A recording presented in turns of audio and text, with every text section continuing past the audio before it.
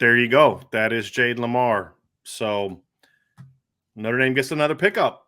So it's gives them the number 1 ranked class on Rivals. They actually had fallen to number 2 because, again, it's a points-based system, and Texas Tech has 20 commitments. Notre Dame had 12, but Notre Dame now jumps ahead of Texas Tech.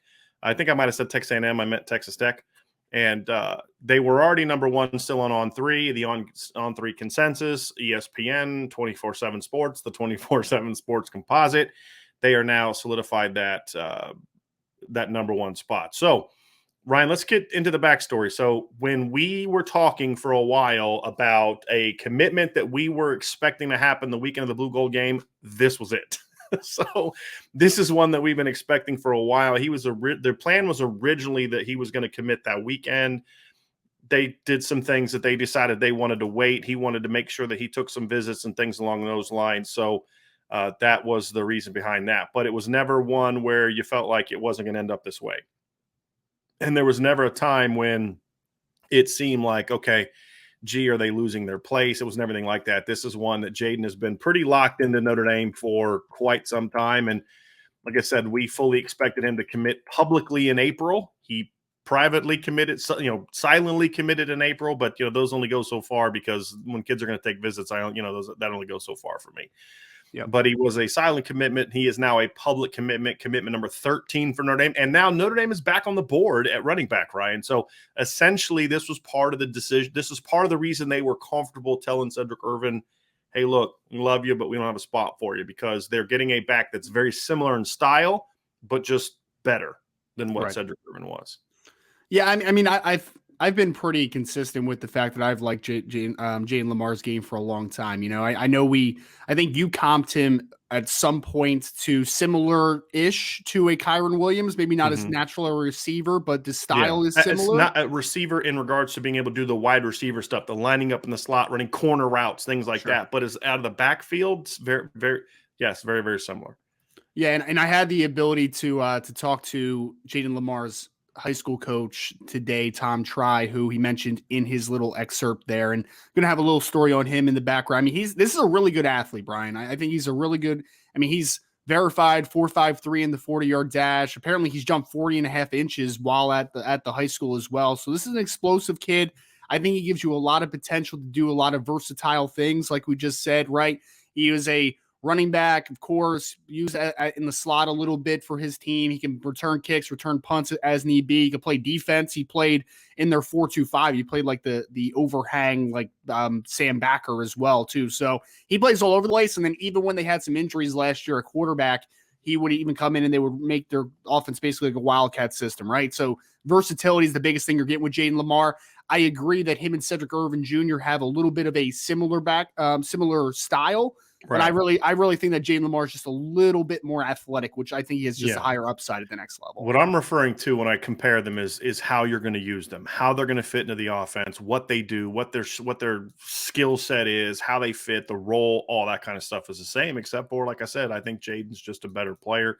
It's no disrespect to Cedric Irvin Jr. He just was not a guy that we felt was a needle moving back. And I don't think Cedric is necessarily a needle moving back. What I think he does is he gives you a very natural runner who, my thing that I've said about him, Ryan, is I don't think he's necessarily great at anything, but I think he's good at everything. And that's, if I'm going to break his game down, that's how I would break it down is, there are other backs that are bigger, like we talk about Jeremiah Love, right? And we'll talk about him later. He's far more explosive.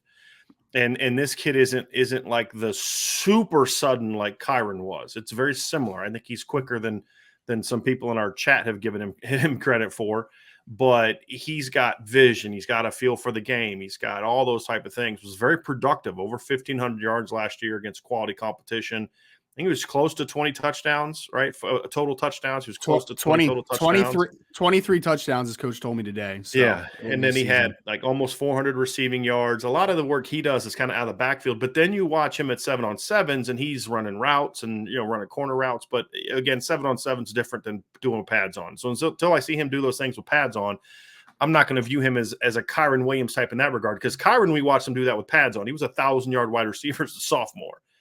And so it's a little bit of a different animal, but the comparison to Kyron is similar body type, although Jayden's taller and thick, little bit thicker than Kyron was. Kyron was kind of stout. He's a little bit more muscular, I should say, is what I'm trying to say, than Kyron was.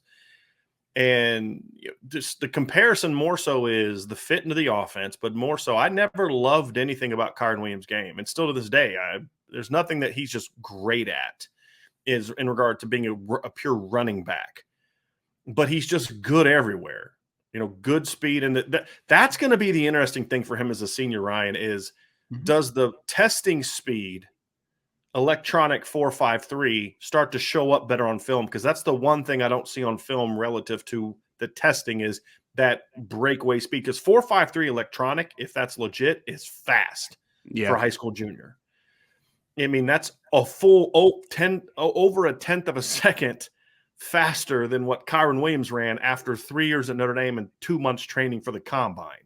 Sure. Right. And so I think that's kind of, where you see, I don't see that level of just long speed yet, but I see quickness. I see the explosiveness. I see the hands. I see the vision. I see the feel for the game. And when you're running behind a Harry Heastand offensive line, you don't have to be Leonard Fournette. You don't have to be, pick a great running back that's out there. You don't have to be Breece Hall. You don't have to be those guys. You just have to be a guy that knows how to play, knows how to make reads, and will play with some toughness. And Florida Football Scout just let us know. Brian, actually, we're having Brian Smith on here soon. A kid's tough. He's got some power. So good and a good fit for what Notre Dame does on offense, in my opinion.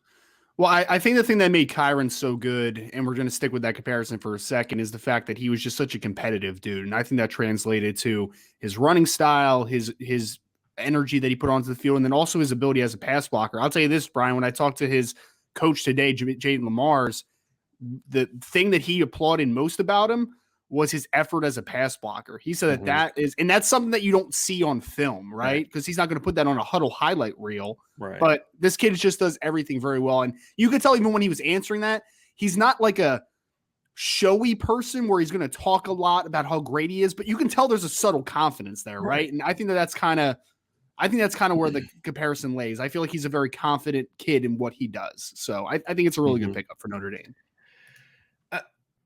The story is interesting, Ryan, like how it got here. I think he liked Notre Dame and he liked Lance Taylor. I don't know if I would have said I felt Notre Dame was a school that was going to land him at that time, however. Right. And Dylan McCullough comes in. There's a brief period of, okay, let me look at the board, see what we got. And it was pretty quick. I don't know if it was a week, 2 weeks from the time he was hired. It was pretty quick that it was like, yeah, okay, Jayden Limar's the guy that I want. And zeroed in on him. And even with Jeremiah Love on the board, and even with Cedric Irvin already committed, and even with, obviously they were still trying to recruit Richard Young, and there's other backs, Justice Haynes, and all those kind of guys that have been on the board. This is a guy that from, like I said, very quickly upon getting in there, looking at the film, figuring out who he wants, was a guy that Dylan McCullough prioritized and said, that's a guy that I want to add to this class. And they got it done. But it was an interesting recruitment, because there was a long time between he had last visited and when he committed to Notre Dame. I mean, because when he visited in April, he hadn't been on campus since the fall, right? If I remember correctly, since the game in the fall. Yeah, he's a lot like Devin Houston in that he took it, man. I was going to say his recruitment. It reminded me a lot of Devin Houston's recruitment. Yeah. That's what I was going to say, because it was just a long break from visit to commitment. Didn't make another visit, but for what but Notre Dame hit all the right chords, and from the Zoom meetings and the phone calls and the face interact, like all those types of things, they knocked it out of the park without getting him back on campus. So I thought that there was a lot of parallels to the Devin Houston. And it was even more impressive because the visit to commitment time was even a longer stretch. So, man, really impressive. He committed before getting back on campus. Like, or at least Devin Houston committed where – Marcus Freeman was the head coach. Al Washington had been hired. I think the only coach that hadn't been hired yet when Devin Houston visited in January was Al Golden, I believe. Right. And so it's a similar situation here where Jayden gave Notre Dame a silent commitment. And I think that's part of the reason he didn't want to necessarily go public right away, is because let me get on campus. Let me make sure this is cool. This fits, this works, and all that kind of stuff. And, I won't be surprised if we see like a cool video come out at some point in time too, from some things I was told, but we'll see if that pans out or not here moving forward. But This is a kid, Ryan, that has some ability, has some talent. I think that's important too. And I think it's an interesting note. I was trying to find this last night, and this is one of those many, many times that I wish Loose Emoji was still with us, because this used to be just something I could figure out with a quick phone call. I know it's been a while, at least since the Rivals era started. Notre Dame has not signed very many Washington kids at all. I mean, you think back to like Carlos Pierre-Anton way back in the day, but like Kavari Russell, I believe, was the only Washington kid that Notre Dame actually landed up until Tobias Merriweather last year, I believe. And now they've gotten a Washington kid in back-to-back years. And this is smart recruiting by Notre Dame, is go to places that produce talented players, because we've talked about this before. The state of Washington it produces good players. It doesn't necessarily produce a lot of players, but it's producing good players, and they've produced several five-star caliber kids. We had Tobias Merriweather at SI All-American and at Irish Breakdown as a top 50 national player. Ohio State got a five-star receiver from Washington the year prior. There's the Savell Smalls kid, who's a five-star kid who stayed in home at Washington. But when a team like that is down, you need to take advantage and go get some of those kids. And right now, Washington is down. And that's something that I'm not saying this to rub it into Antoine's face, but that's something that Mark D'Antoni and his staff did a great job of at Michigan State. Is during that time when it was like the Rich Rod and the Brady Hoke era, that's when Michigan State ascended, because they took advantage of the dysfunction and landed some kids that they normally wouldn't have got in state and in Ohio and places like that. And Notre Dame is taking advantage while they can of being able to get that kind of player. And so this is now back-to-back years, despite not having signed a single Washington kid in the previous, I think, 15 years, or one in 15 years, Kavari Russell. It's the only one that I can remember in the last 15, 20 years. I think going all the way back to Carlos Pierre-Anton. I'm sure somebody could find that out for me, but you now get them in back-to-back years, and both skill players, I think is important. And then, of course, keeping them off the West Coast and things like that. So that's another interesting angle to this whole thing, in my opinion. Yeah, somebody said Lake Dawson was from Washington. His brother Lewis, who signed with Notre Dame, also is from Washington, but that's going back to the 90s. Carlos Pierre-Anton was after that. I mean, it's been a long time. It's been a long time since they've been able to have this kind of success in the state of Washington. No, I think it's a great point, Brian. You have to take advantage when the premier programs are, I mean, let's take a step back, I guess, from calling Washington a premier program, but they are a program that dominates in their state because they are the best football in their state, typically, right? So it's a big program. I mean, look, they've won a national championship team since the last time Notre Dame won a championship. They've won one since then, right? That's I mean, they're one of the 3 or 4, in my opinion, best West Coast programs. How about that? They're not a national power, but they're definitely a regional powerhouse. Yeah. This isn't like beating Arizona for Kid in Arizona, right? I mean, that's my point when I talk about it. Yeah, no, I get that. And Washington produces talent, so there's obviously players that are going to the University of Washington. So totally get that. But I mean, it goes the same regionally, right? Like it's like the Texas thing that we keep talking about, right? While the state of Texas teams right now, University of Texas, Texas Tech, Texas A&M to a degree, like when those teams aren't premier, you also got to go into the state of Texas, right? And I know Florida is going to be a tougher animal to consistently get a lot of volume of players from, but right now the state of Florida is down from a team-to-team perspective to a degree, right? I know that everyone's excited about Mario Cristobal down there coming in and doing the recruiting prowess that he has, but until they turn it around, it's still a little bit down. So I think that right now, getting out there, like you said, getting some West Coast talent, because you're going to think, at least in my opinion, with USC now getting Lincoln Riley and heading in a better direction, it's going to be a little tougher to get kids out of California comparative to a couple recent years, right? So getting a kid out of Washington, a premier back-to-back years, I think is paramount. I think it is. You have to take advantage of when programs are down. I think that's right. especially when you're Notre Dame that recruits nationally. Like that is a paramount thing for me. Right. And then now all of a sudden that helps you with your ability to have success in the future when maybe if Washington does get better. And it is a little harder because let's be honest, Washington was a pain in Notre Dame's behind for a few years during the Brian Kelly tenure. And this isn't a shot at Brian Kelly. I mean, Jimmy Lake was hard to beat for kids out there, not just not just Washington kids like Kyler Gordon, but they beat him for Asa Turner, who was from California. They beat him for, they weren't ever, Notre Dame was never like the number 2 school for Trent McDuffie, but they tried to get in there with him and he wasn't at all interested, and he ends up going to Washington. So they've had trouble getting those kids. I think Josh Garnett was from the state of Washington, and he was a kid that Notre Dame wanted. But didn't they like that Irvin kid, the safety too? Yes, Cedric Irvin. But he was from California, I believe. And he went to Washington, and he actually committed. If I remember, he was going to commit to Notre Dame, or did commit to Notre Dame at one point in time. We're going to bring Brian Smith in here into this conversation. But, like you said, it's not going to be a volume. Washington's not going to have a high volume of players, and people are talking about some of the guys that Notre Dame has got from there, but there's Kavari Russell being one. There's good skill players there. And if you can get a kid or 2 a year, that's a good place to go, in my opinion. And so, Ryan, we were talking. So you had Kavari Russell in 2013, Tobias Merriweather last year. Last guy I remember them getting from Washington was Carlos Pierre-Anton. Prior to that, I can't remember anybody except the Dawson brothers, Lewis and Lake Dawson. I can't remember, and they were a couple years apart, I believe, but I can't remember Notre Dame getting back-to-back kids from the state of Washington in my lifetime, that I can remember. There's been a lineman or two. The kid that played like 94 to 96, something like that. One of the Parsegian family or somebody that was related. But that's been forever ago. Yeah, for whatever reason, the Northwest has not been a priority. I'm not saying that it's loaded. Right. But to not get anybody is kind of odd because Notre Dame is such a national program. I'm not sure what that stems from. It's pretty interesting, actually.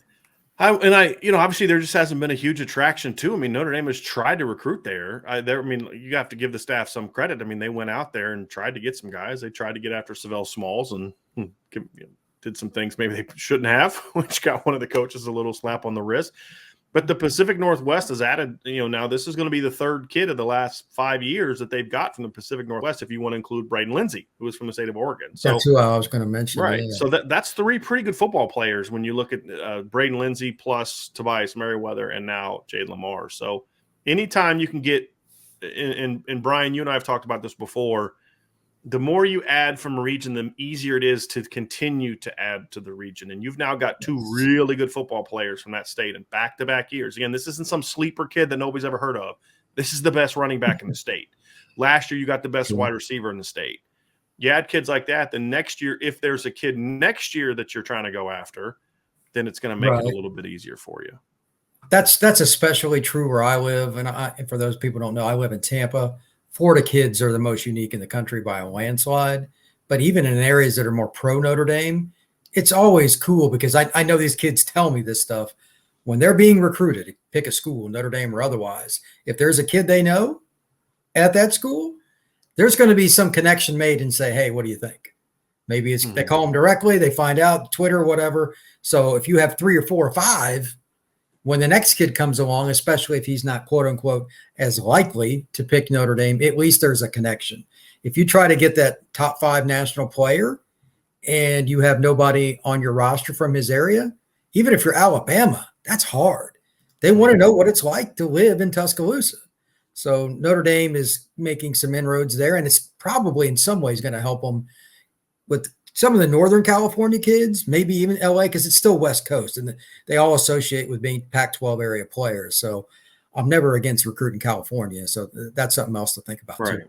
And there's some kids from Washington I know Notre Dame would like to get in on this year. Caleb Presley's a kid they're still trying on and just haven't had a ton of success with him. Josiah Wagner's a kid that they just recently offered from the state of California. So maybe getting a Jayden Limar is enough to at least convince Tobias Merriweather is enough to at least convince Caleb Presley to visit again. That's kind of how it goes. And when you look at Washington, for example, we were talking about the NFL access or the NFL production.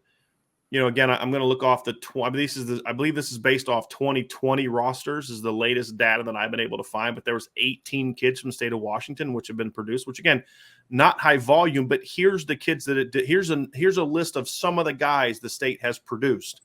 Buda Baker, Desmond Trufant, Kavari Russell, Zach Banner, Danny Shelton, Miles Jack, Cooper Kupp, Jermaine Kearse, David DeCastro. So some pretty impact players and a lot of high draft picks. So again, when you can get the best kids from that state, they're going to produce some NFL kids every year. It's not a ton, but they're going to produce NFL kids. And Notre Dame, in my opinion, has got one for sure from last year. And then, just seeing how – look, I'll say this. Am I projecting Jayden Limar to be an NFL draft pick? I'm not right now. I view him as like a top 250 caliber kid right now. And we'll get into his film here in a little bit more. But he's further along than where I thought Kyron Williams was at the time when he was being recruited as a junior as a pure running back. And so if the kid's willing to work, and as Ryan pointed out before you joined the show, Brian, kid's confident. He's athletic and confident, and that's a real nice combination at running back. I'll take a kid like him, especially for the spread offense. I posted this in the chat. Catches the ball well. He's running between the tackles. There was a couple of plays. I was watching his highlights a minute ago. He literally ran over kids. And it's like, those people have mothers too. And it's a speed gear that's, it was bad. Mm-hmm. And there's a speed gear that some kids just don't reach. And when he hits, he's especially in the state of Washington, they can walk off the field. They're not going to catch him. So he's going to be an effective college running back. I just hope that they find a niche for him early, because I didn't realize how good his hands were. I don't know if I've forgotten or what, but he really catches the ball well, and he's not afraid of contact. There's always a place for a running back like that in a spread offense. Ryan, any final thoughts before we dive into the film? Yeah, no, I mean, it's just one thing. Brian, I was talking, Smitty, I was talking to Brian before you came on, and when I was talking to Lamar's head coach today, he was just telling me that the most impressive thing about him that's not going to show up on a highlight tape is that he's an excellent pass blocker. So you're talking about the spread you're talking about the spread offense fit, man. If you can pass block, you can catch, and you can run between the tackles, you can play, man. So I'm all there for it. I can't remember the last time a high school coach told me his running back was good in pass protection. That's like the automatic fail. So that's great to hear. It might explain why Dylan McCullough likes him. I mean, and again, you've got a running backs coach who's done a pretty good job of identifying not highly ranked guys and that turn out to be really good football players.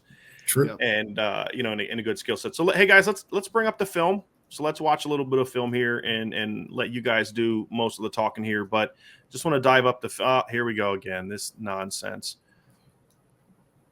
Let's see here. I gotta change my system preferences apparently. So just give me a second, everybody, because Google, when we lost power the other day, Ryan, I told you about that, right? When the knuckleheads from Indiana Power, Brian, I'll have to tell you this story here one of these days. But yeah, they basically came over and turned our power off because they were switching over the meter, and without calling us and telling us. And Angela and I both, as you know, work from home, so that was not well received. And the breaking of my fence in the backyard was even especially not well received. So fantastic! I had some really interesting phone calls that I had to make. So some people heard some things from me. They heard some things from me. So you're just going to have to bear with me a second. Actually, let's just try it this way. All right. Let's see if it works this way, because we were just sharing a second ago. There we go. Okay, we're just going to try it a different way. All right, so let's watch some Jayden Limar film, everybody. And I think the first thing you're going to notice, I really like his feet. I don't think he's a super sudden guy, but I think he's a very nimble guy with very good balance. That's the first thing that stands out for me. Mm-hmm. Short strider. Yeah, I think he's a very natural inside zone runner. I think he's got really quick feet, like you said. I think he's got good vision. I think he just kind of navigates space really well. He understands how to sift through traffic really well inside, which is surprising because he's not the biggest guy in the world, but I think he's a really successful inside runner. He's listed at 5'11". I still don't see that. I have not seen that as I've watched this kid. He's like 5'9.5", 5'10". Yeah, exactly. Yeah.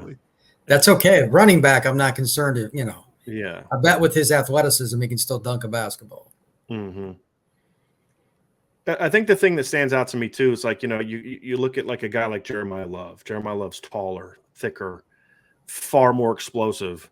But the thing about Jayden is with Jeremiah, there's a lot to still learn about playing running back. This kid is a very natural football player. Like you see him, he's patient when he needs to be patient, and then he can put his foot in the ground and explode vertical. But there's a lot to be said for finding these kids that they just know how to play. The position is just natural to them.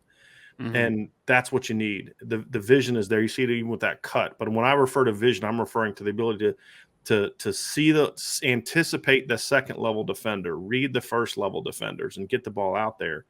You know, those are things that you really like about this guy. That's nice acceleration right there. It is. After getting yanked back, he sees that thing and splits it quick. I think he's going to be really nice in the screen game as well, which he's utilized at Lake Stevens a ton too. Because again, I think that he has a really good knack for navigating space, and I think he has just a really good peripheral vision and just seeing what's in front of him and what's developing around him. And that's that balance I'm talking about, right? Like, this is not a touchdown if you're playing against Alabama, but it is a 5-yard gain. You know, that's the thing, that balance right there. And he just keeps putting forward. And Brian, what you talk about is like, he didn't run anybody over there, but that's good strength. I mean, he just runs right through that stuff, keeps that leg, the legs really churning, keeps working forward, gets into the end zone, and he acts like he's been there before, which I always love. He seems like a pretty mature kid. Like, he didn't do all the hat baloney and stuff like that. He just, I'm going to Notre Dame. I like the fact that he comes from that background. Does nobody in this league like study film? How many times are they going to burn him with this screen? It's the same. It's like they do the same thing every time, and it's like nobody's prepared for it. I mean, it's that's bad. Just a halfback middle screen, man. It's not nothing fancy. Yes, like that right there. Like, this is what I'm referring to. Like, I just don't see the 4.53 speed that people talk about, but that's okay. I mean, he's still plenty fast. But I also wonder, Brian, because we had that we liked Jadarian Price's speed as a junior, but it wasn't like, oh wow, home run. It's like, hey, look, he's got plenty of speed, but he's not a super explosive guy. Well, then when you went and saw him as a senior, that was based off junior film. But when you went and saw him as a senior, you know, we found out then that he was injured all year last year. He just played through it, and that's why he wasn't explosive. Like, oh, okay, makes sense. And then as a senior, you see that explosiveness, and of course, as a freshman at Notre Dame so far, he's been incredibly explosive. So, you know, maybe there's something like that there with Jayden too. That's a really nice read and cut. Yep. His ability to make a cut in close quarters is going to serve him very, very well with the inside zone and stuff like that. He's going to grind out yards that other backs would not. Yep. And I think he's a little more. He's a little. I mean, we keep comparing him to Kyron Williams, but I think Kyron kind of always played as a more like durable, finish forward type of back, like a very slippery dude. I really think that this kid is just a little more natural, at least at this age, of just kind of reading things in front of him and to the side of him. Like, I think he just has kind of a knack for understanding when to cut, where the second level defender is going to be, where's the replacement defender to that second level defender. Like, I think he just has a knack for playing the position, and that's a nice little finish to the run there. Yeah, that's one of those children that his mother's unhappy. Yeah. And there's someone in the chat talking about how he's slow. He's not slow.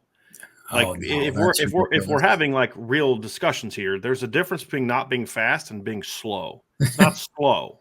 If you look at his offer list, it would not include those institutions if he was quote unquote slow. From That's Washington. Not a conversation. Right. Also, speed is one of the more overrated aspects of being a very good college running back. Kyron Williams right now was 4.7. Yep. Yeah. His vision and his ability to catch the ball is going to get him in the lineup in some capacity. What was it McCullough said? He needed a third down back, a guy that can pass block, etc. This guy checks more than one box. Yeah. So he's got a chance to play in multiple packages in multiple situations. Yeah, and he doesn't have to – he could be a really good situational back, but he doesn't have to just be – to your point, Brian, he doesn't have to just be a situational back. He can be an every down back. This is what I'm talking about. This isn't slow. This is patience. Like, okay, where's the hole? Okay, now let me hit it. Okay, bam, let me find that cut and get vertical. What some people need to understand about being a running back is sometimes if you're going as fast as you can, the moment you get the ball, you're not doing it right. Yeah. Randy Kinder, how you doing? Yep. There you go. Those are nice ball skills on that wheel right there, too, finishing through contact. That was pretty nice. Good concentration through the catch. He reminds me a little bit of Mike Hart. Interesting. Yeah. Similar body type coming out of high school. Absolutely. Catches with his hands, gets both feet down. He's got some really impressive, Brian. I don't know if you've seen it, but he's got some really impressive 7-on-7 film as like a slot. He'll catch some stuff out of the backfield, but also as a slot.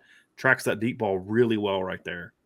Well, that's something I was going to ask you. I have not watched his 7-on, but I mean, Yeah. I go to more of those than I'd like to admit. Yeah. If you can catch like that, again, that's just another way to find yourself on the gridiron. And this just in, Notre Dame is not exactly deep at wide receiver right now. Right. So. Here's another thing too. If you're not a natural pass catcher, this is actually harder than those balls he was where he had to slow up and turn his hips forward. Tracking a ball over your shoulder is one of the harder things to do if you don't have natural ball skills. Yeah.